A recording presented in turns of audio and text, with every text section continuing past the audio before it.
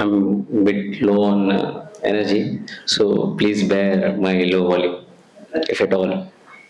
Uh, First of all, my journey has been like most of what my co-aspirants and some of the people sitting here have been experiencing. The same initial failures due to lack of proper guidance. So I burnt my first two attempts for not knowing what the exam is. It's like a game. We must understand the play.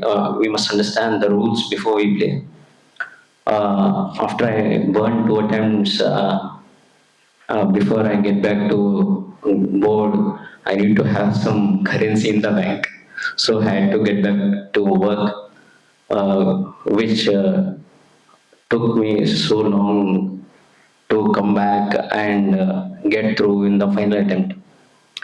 My job, I'm sharing this part categorically because in my first two attempts, I was a different person. For me, this exam was like I came here without knowing the why I chose the exam. It was very superficial, and the strategy was at abyssal low. I didn't have any strategy, but when I got into the job, few things happened to me. 2 years of peacetime, where I got time to contemplate on myself, and I took time and sat down and tried to find out how to do how to pass the exam. And in the meantime, I read Swami Vivekananda. That was transformational for me.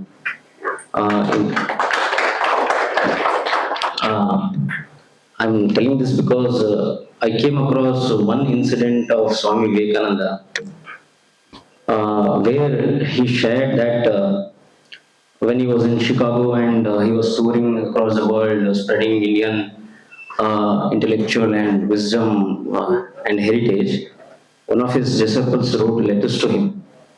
Swamiji, how long you are going to spread the message, and do you think it is possible to reach everyone of mankind?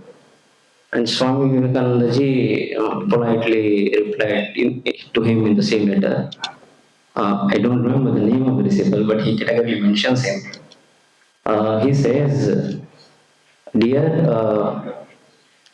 I don't know when I shall reach the goal of enlightening all human mankind, but even if it takes 1,000 years or more than that, I'm willing to give my entire life."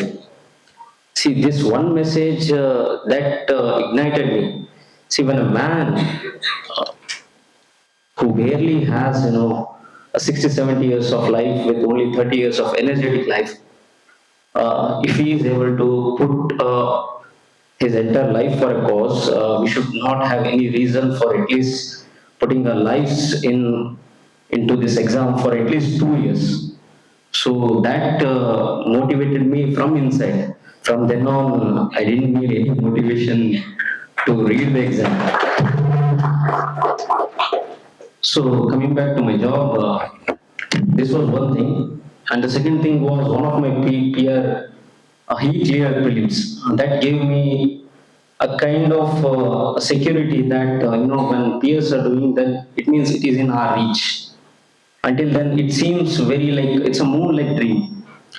Unless we have someone close who has passed the exam. And the third thing that was,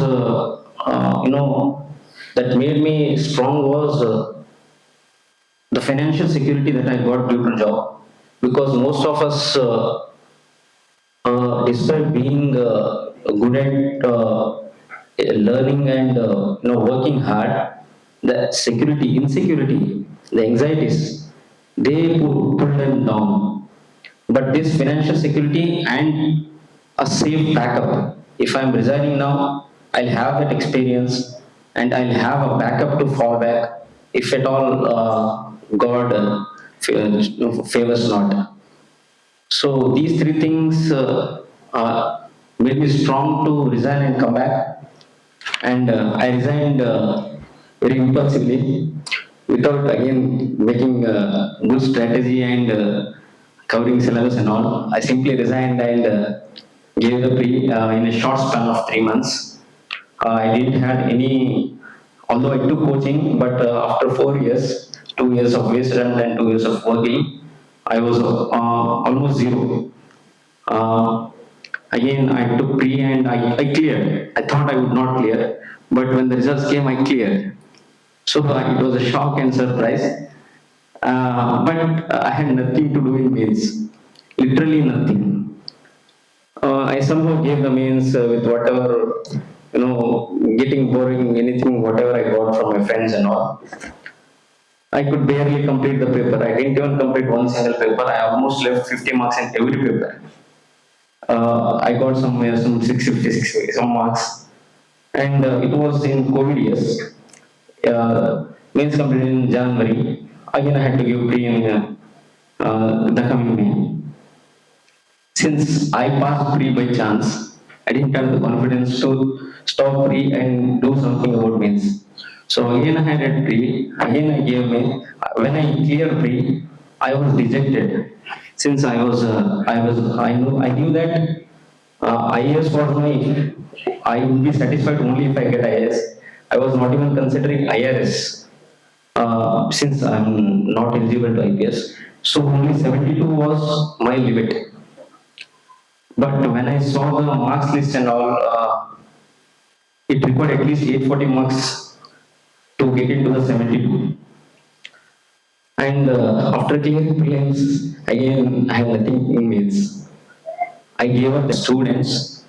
Law Excellence has played a crucial role in guiding through for interview stage, particularly Vinayak sir and Ramabu sir as well as Prashant sir. I'm really thankful for it.